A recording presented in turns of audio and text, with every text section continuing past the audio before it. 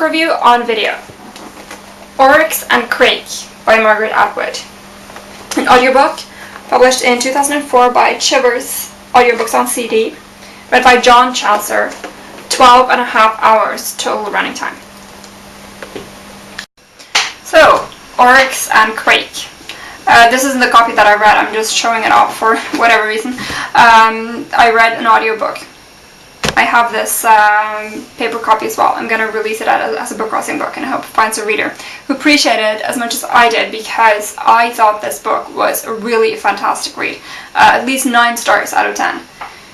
It was very well written, beautiful language, great characters, a very credible plot, and quite original and very convincing structuring of the story, very intriguing structuring that just pulled you in and made you keep reading, or listening in my case, to find out how everything that you were hearing was going to be connected, because there were a number of disparate strands, but she of course collected them all, leading towards the end of the plot. And the plot is basically civilization has collapsed. Even if civilization is gone, hardly anyone survives, pretty much everyone has died, and only very few people survive. We followed one of them, his name was Jimmy, now he calls himself Snowman. He lives alone as a human, but he lives with some people who are, they're not quite human. Then again, they are human. They are a step forwards or a step backwards in human evolution. They're human, I would say, but they're definitely not Homo sapiens sapiens. And he lives with them and cares for them and is some kind of conduit, in a way, between them and what they think are their gods, to the extent that they're able to understand that concept. And the story is told on 2 levels.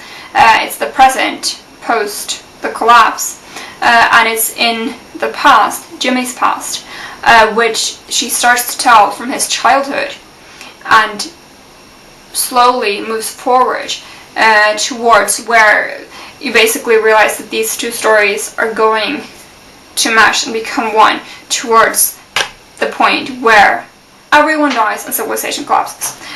Because it's not Jimmy who's responsible for this. He's not behind it, but his best friend, Crake, the eponymous Crake, he is responsible.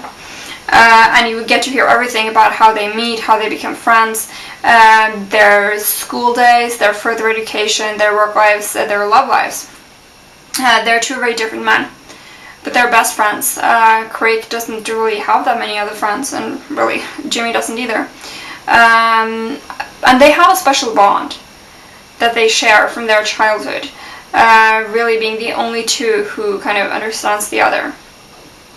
So that Jimmy trusts Crake more than he should,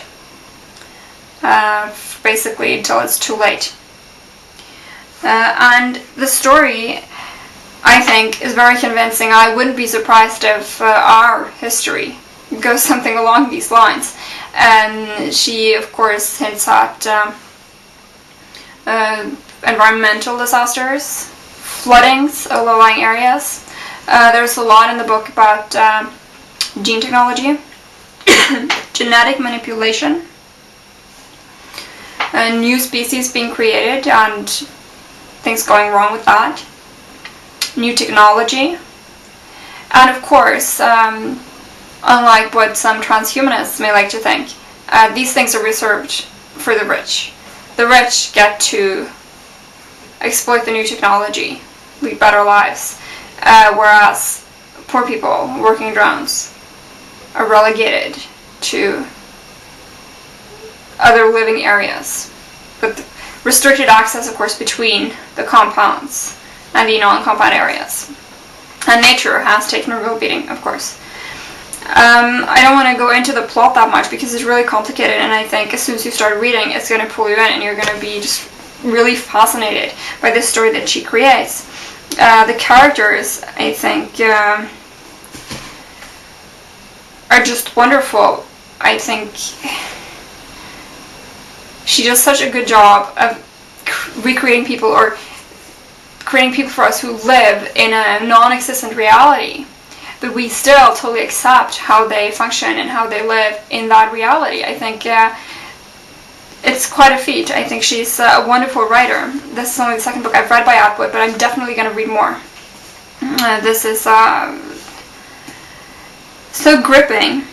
A blend of prophecy and social satire, it says here, and that's definitely true. It gives you a lot of insights into our society, where it's heading, what's wrong with it, and it's thought-provoking, I thought, on topics of gene manipulation and the lack of social mobility that we're seeing in Western society today. Basically, this book, the society in this book is an extreme version of that, and I think that's something that we should really, really think about. I don't have a very high opinion of my species. I think that we're basically fucked. And like I said, I think this is definitely something that I think the way the book ends, is a way that it could end for us. I'm going to read so many more books by this author. I thought it was a wonderful read, a fascinating story. I could hardly put it down or switch it off. The reader, John Chancellor, he did a good job. I thought he did a really good job, but still, I didn't quite like him for some reason. Don't listen to me, he did a really good job. And I'm sure reading this book on paper also is a great experience. A thought-provoking, beautiful, gripping, an unusual book. I love this. I thought it was one of the best books I've read that whole month. Probably, and quite possibly will be in my top 10 this year. A wonderful read, and I really recommend it, and I'm definitely going to read a lot more by this author, Margaret Atwood, Oryx and Crake.